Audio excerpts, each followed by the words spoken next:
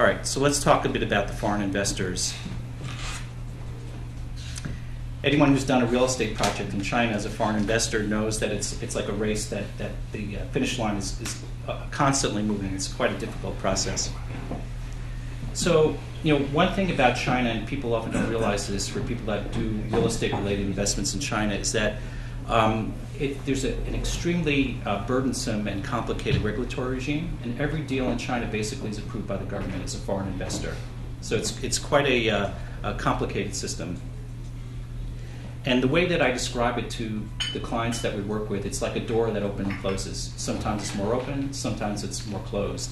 And so, let me give you an example. So in a city of Beijing, so a city of 20 million, 22 million people, whatever it is, how many new foreign real estate invested enterprises do you think were approved by the government in all of 2012? So every time you do a deal in China as a foreign investor, you have to form a company in China, and that company has to be approved by China to exist. So all of 2012 in Beijing, how many new ones? Does anyone want to take a guess? How many new real estate companies, foreign invested real estate companies in the city of Beijing? 20 million people, 22 million people. Any guesses? 4. 10. 2. You're very close. The last one's the closest, actually 1. So it's not an easy thing. You actually could go to MOFCOM's website, the Ministry of Commerce's website, and they publish every month a list of all the new real estate foreign invested enterprises that are formed each month in China, that are approved each month in China. And I would say over the last, we have someone in our office that monitors it every month, and I would say that in the last 2 years perhaps, it's averaging between 30 to 50 every month in China. So all of China, there might be 30 to 50 new real estate invested enterprises that get approved. But that statistic is somewhat difficult to understand because that also includes all the PRC real estate developers that have listed offshore in Hong Kong and who are coming into China. So a lot of those might actually be foreign investors. All right, so what's in and out in the current regulatory environment? I would say the things that are in the current environment is what I would call specialty real estate. This is what we see a lot of our clients doing these days in China. I'll describe what that means in a moment.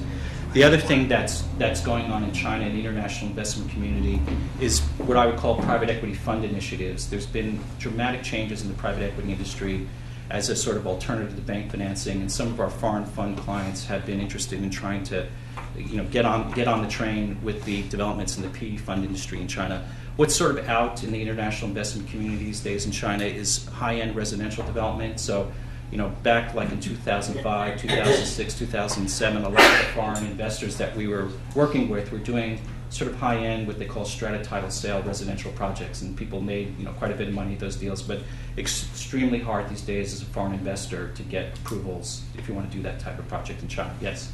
On the inside, yes. Would you put elder care? Yes, that's actually within here. Yeah. That's going to be in the specialty real estate. Purely speculative deals are just really hard to get approvals for these days as a foreign investor. Let's talk a little bit more about what I meant by the specialty real estate. And this is where, a lot of our clients, the international investment community, have found that it's been so difficult to get approvals over the last number of years that they're focusing their attention to what I would call more specialty real estate type of investments. And so I would, here's some examples of what we're seeing people actually doing in the market these days as a foreign investor. So one is affordable housing. With all these targets by the government on increasing the supply of affordable housing, you could get approvals from the government if you have an affordable housing project. The problem with affordable housing as a venture, it's very difficult to make money. So instead what we see is that people are doing mixed-use developments. So you'll have a mixed-use development that will have an affordable housing component, and the affordable housing component which will help the fund or the investor get their approval for the project.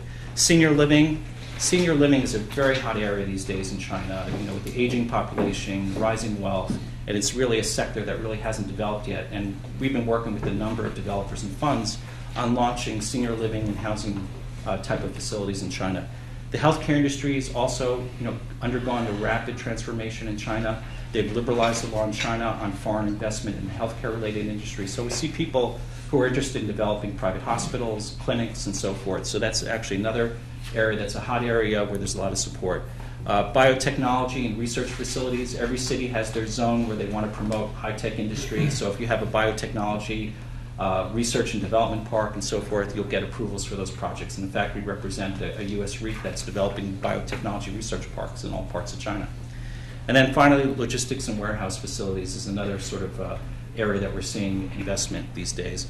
But what do all these types of specialty real estate projects have in common?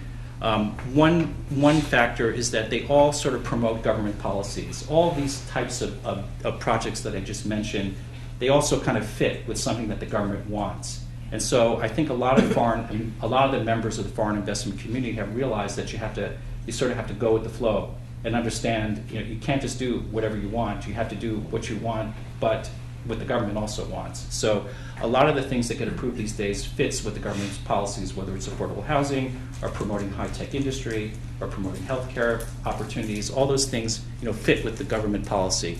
And then another factor is that these have economic development impacts beyond the project. So when I mentioned before that one project that was built, that was approved in Beijing this past year in 2012, it was actually a very large hotel and shopping mall type of project. Actually, IKEA is going to build a shopping mall with an IKEA attached, and there'll be a hotel and everything.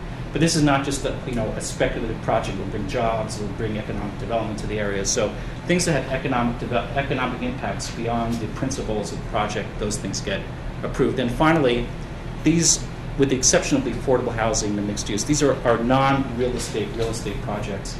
So one thing that a lot of people that are involved in the real estate industry like to do, when they submit their approvals to the government, if they can call their project not a real estate project, they're very happy, because if you put real estate in your business scope, you have a much more difficult time getting approvals. And then some of these other things, if you're building a logistic or warehouse facility or a biotechnology research park, when they submit their approval documents, they're not saying necessarily they're doing a real estate project, and therefore they get the approvals.